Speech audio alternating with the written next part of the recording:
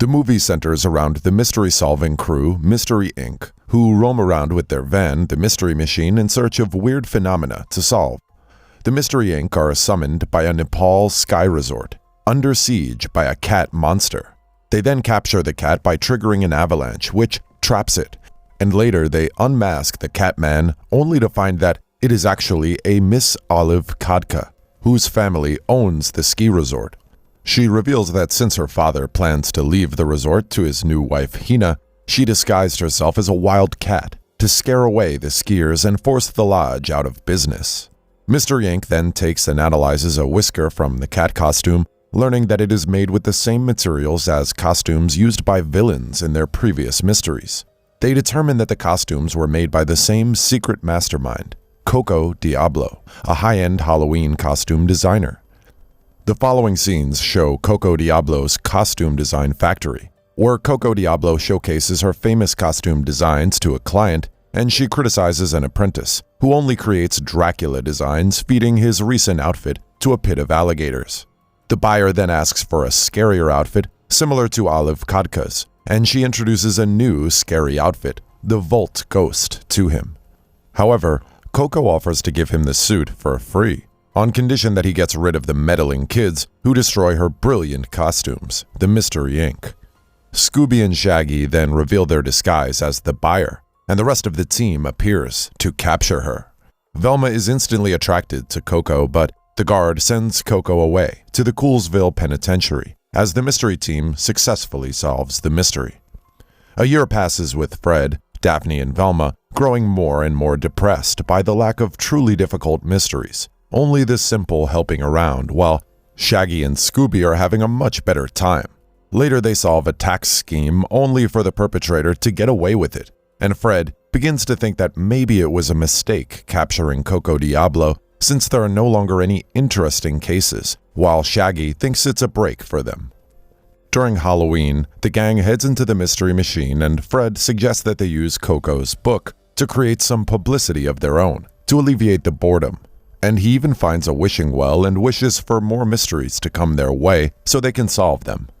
Later, the crew head to the Halloween festival where they set up a booth, while Shaggy and Scooby find some customers and play around. They are later attacked by a ghost which destroys their mystery van as they get excited by the new case to handle. To find some leads on the ghosts, they go to Coolsville Penitentiary where every criminal they caught is imprisoned to interview Coco Diablo, and there they meet the sadistic warden, Collins, who calls himself their biggest fan.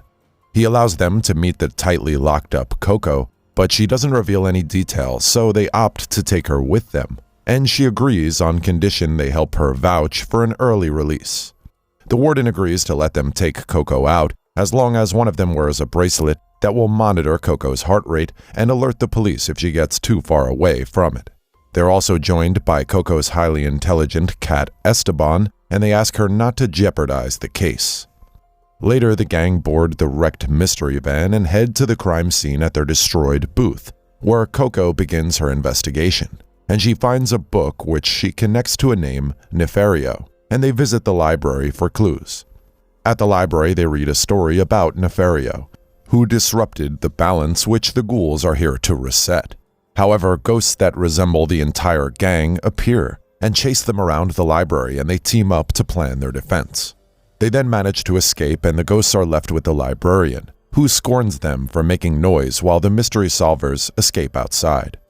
Coco then tells them that she now knows who could be behind this, and they head to confront Trevor Gloom, Coco's former apprentice, about his involvement with the ghosts, and Coco discovers that his outfit matches her designs. They check his camera footages but find nothing, and they question if he ever has real customers, and he reveals he had received his biggest order after he sent 4 costumes of Victorian-era style to the Coolsville Penitentiary. After a wide range of thoughts, they realize that the outfits could be ordered by Coco, and they turn to find her, but Coco cheekily breaks her heart monitor and escapes unnoticed. They then decide to follow Coco to her factory, and after fixing the mystery machine into a different but rather cool match with the help of Trevor, they head to the factory. After arriving at the factory, Fred suggests that they split up to catch her faster, and they split up as Shaggy and Scooby head together for some treats. Meanwhile, Fred and the others startle the ghouls, which chase them around as they cry for help, and Shaggy and Scooby return to help them by trapping the ghouls in the crocodile pit. However, the crocodiles spit them out and they discover the ghouls are actually robots in costumes. Coco then appears and offers a false confession that it was all her doing, but the crew find it suspicious.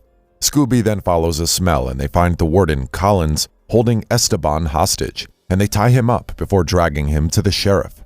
He agrees to his mistakes but claims that he is still their biggest fan, and he explains that after putting away Coco, the case is dried up, and so he took the initiative to create a new exciting adventure for Mystery Inc., and so he used robots as ghosts to create a mystery. He also claims that they were never in any real danger and presses a button to control the robots, but he mistakenly deactivates the prison doors, providing a Halloween miracle for the prisoners, who run out into town. Coco then gives them new costumes and they go after the inmates who are busy stealing candy from kids. The gang then rounds up the convicts and they are sent back to prison, while Scooby and Shaggy reluctantly return the stolen candy. However, Trevor gives them a bag full of candy and he reveals himself as a surfer, using a disguise. Coco then says goodbye to Velma and heads back to prison, while Scooby and Esteban become friends. Daphne tells Fred that she thinks she should be the leader of Mystery Inc., and he tells her that she has always been the leader, since she is an inspiration to others, while Fred says he enjoys the driver role of the cool mystery van. Shaggy and Scooby get wasted after having too much of the candies, the prison warden gets replaced, and Delphine concludes the case as a successful mystery solved.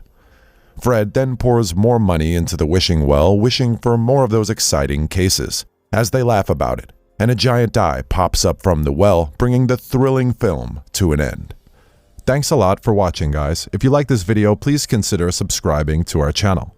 I'll be back with another interesting movie recap. Until then, take care.